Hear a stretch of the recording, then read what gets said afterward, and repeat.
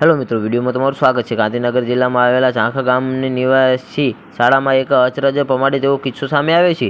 શાળાના 200 જેટલા વિદ્યાર્થીઓને અચાનક ઝાંખું દેખાવા લાગ્યું હતું, જેના કારણે આ બાળકોને ગાંધીનગર સિવિલમાં દાખલ કરવામાં આવ્યા છે। આ 200 જેટલા બાળકોને ઓછું દેખાવું, ઝાંખું ડબલ દેખાવું અને લાલ દેખાવાની સમસ્યા થઈ રહી છે। આ વિદ્યાર્થીઓને ફૂડ પોઈઝન થયાનું પણ ચર્ચાઈ રહ્યું છે, ત્યારે આની પાછળનું મુખ્ય કારણ શોધવા માટે તંત્ર દોડતું થયું છે। તો જ્યાં મિત્રો, ગાંધીનગર જિલ્લાના દહેગામ તાલુકામાં આવેલા ઝાંખા ખાતે આવેલી જે.એમ.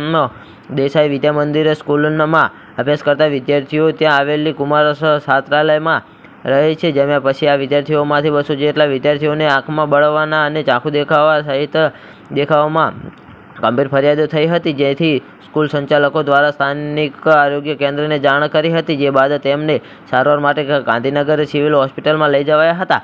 તો જ્યાં મિત્રો, સિવિલ હોસ્પિટલમાં બાળરોગ નિષ્ણાત ફિઝિશિયન ઉપરાંત આંખ વિભાગના તબીબો દ્વારા બાળકોની તપાસ કરવામાં આવી હતી। ઝાંખના વિદ્યાર્થીઓને આંખની તકલીફ સહિતનું વિઝન રોગચાળાનું મુખ્ય કારણ શોધવા માટે પણ ખાસ આરોગ્યની ટીમ મહેનત કરી રહી છે।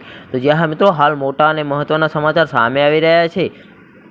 વિદ્યાર્થીઓના બ્લડ સહિતના વિવિધ સેમ્પલ લઈને તેને લેબોરેટરીમાં મોકલી આપવામાં આવ્યા છે। તો બીજી બાજુ વિદ્યાર્થીઓ છેલ્લા 2-3 દિવસમાં શું ખાધું તેની પૂછપરછ કરવાની પણ કામગીરી ચાલી રહી છે। ફૂડ તંત્રને પણ જરૂરી સેમ્પલ લેવા માટે આરોગ્ય તંત્ર દ્વારા સૂચના આપવામાં આવી છે। આ છાત્રાલયના પાણીની પણ તપાસ કરવામાં આવશે તેવી વાત થઈ રહી છે। તો જ્યાં મિત્રો, હાલ મોટા અને મહત્વના સમાચાર સામે આવી રહ્યા છે। આ છાત્રાલયના કેટલાક બાળકોને પેટમાં દુખાવાની પણ ફરિયાદો પણ છે।